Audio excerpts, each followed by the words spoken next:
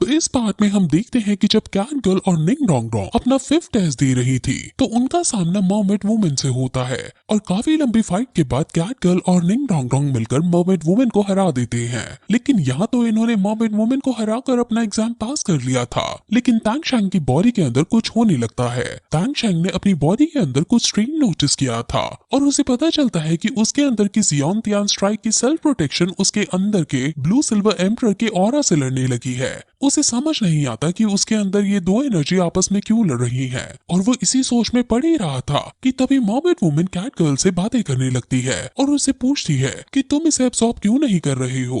Basically वो cat girl से spirit ring को एब्सॉर्ब करने को कह रही थी। वो उसे कहती है कि तुम इसे अभी एब्सॉर्ब करो, क्योंकि अगर एब्सॉर्ब करते वक्त कोई गड़बड़ होगी तो सीक्रेट टोटम की पावर तुम्हारी रक्षा करेगी। कैट गर्ल उनकी बात मानते हुए उसको एब्सॉर्ब करने लगती है और अब मर्मेड वुमन अपनी बांसुरी से गाना बजाना शुरू करती है और उसके गाना बजाते ही वहाँ आसपास पेड़ पौधे उग जाते हैं और कैट गर्ल के आसपास एक शील्ड क्रिएट हो जाती है। वो क्योंकि थोड़ी मजाकिया किस्म की है इसलिए वो अब मैच का बदला लेने का डिसाइड करती है और तांग शैंग से कहती है कि वो तुम ही थे जिसने मैच के दौरान मुझे फ्लूट बजाने नहीं दी थी, तुम बहुत ज्यादा बुरे हो।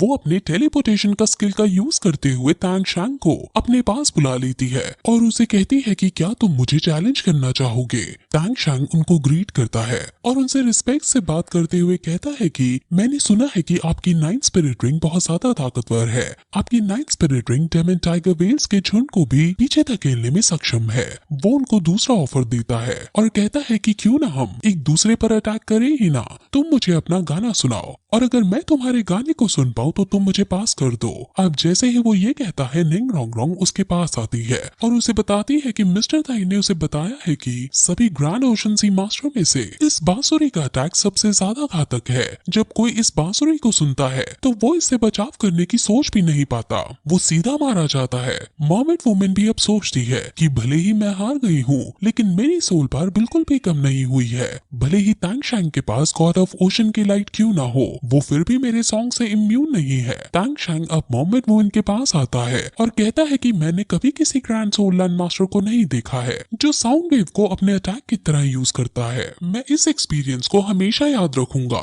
क्योंकि इससे मुझे एक अलग तरह के ओपोनेंट से लड़ने का एक्सपीरियंस और कॉन्फिडेंस मिलेगा। मर्मेड वुमन तांग शैंग के पास आकर कहती है कि अगर तुम ऐसा ही चाहते हो तो मैं तुम्हारी इच्छाओं को जरूर पूरा करूंगी। तांग शैंग निंग डोंग डोंग को अब पहले वापस भेजता है क्योंकि यहाँ खड़े रहना उसके लिए खतरनाक हो सकता था। अब तांग शैंग सोचता है कि जो गोल्डन ट्राइडेंट मार्क उसको गॉड ऑफ सी से मिला है वो unusual spirit power fluctuation show कर रहा है, यानी उसके स्पिरिट पावर बहुत अलग तरह से फ्लक्चुएट कर रही है। वो अब जीवू को लेकर मर्मेड वुमन के सामने आता है और उनको ग्रीट करके कहता है कि आप अपना टेस्ट अब शुरू कर सकती हैं। वो उनको ग्रैंड सी डॉटर मास्टर कहकर पुकारता है और यहाँ से हमें उनका नाम भी पता चल जाता है। मर्मेड वुमन अपनी बांसुरी को निकालती है और सोचती है कि तांग शैंग बहुत ज्यादा पावरफुल इंसान है, मुझे अपनी पूरी ताकत लगाकर ये बांसुरी बजानी होगी।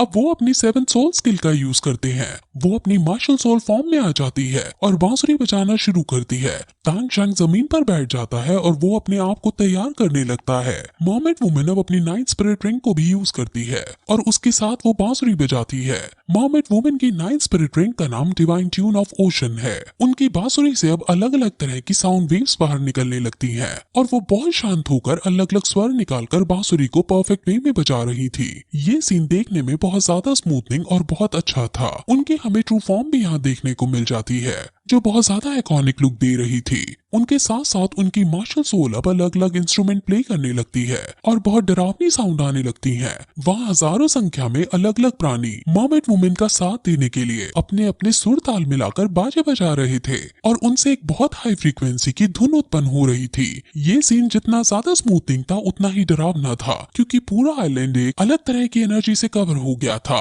तांग शैंग के साथियों को भी इसकी ध्वनि और इसकी फ्रीक्वेंसी सहन नहीं हो रही थी। तांग शैंग ने जीवू को कैट गर्ल के साथ मर्मेड वुमन की ही बनाई हुई शील्ड के अंदर छोड़ दिया था क्योंकि जीवू इस सबको सहन नहीं कर सकती थी। तांग शैंग के पास बहुत हाई इंटेंसिटी की वॉइस आ रही थी लेकिन वो शांत रहकर बैठा था और इससे अफेक्ट न होने की कोशिश कर रहा था। उसके आसपास का पूरा एनवायरनमेंट चेंज हो जाता है और हर तरफ अलग अलग सुरताल उसको अलग अलग तरीकों से परेशान करने लगते हैं। उसकी बॉडी के अंदर तक वो वॉइस पहुंच पा रही थी और उसका हर एक अंग वॉइस की फ्रीक्वेंसी के अकॉर्डिंग खुद को एडजस्ट करने की कोशिश कर रहा था।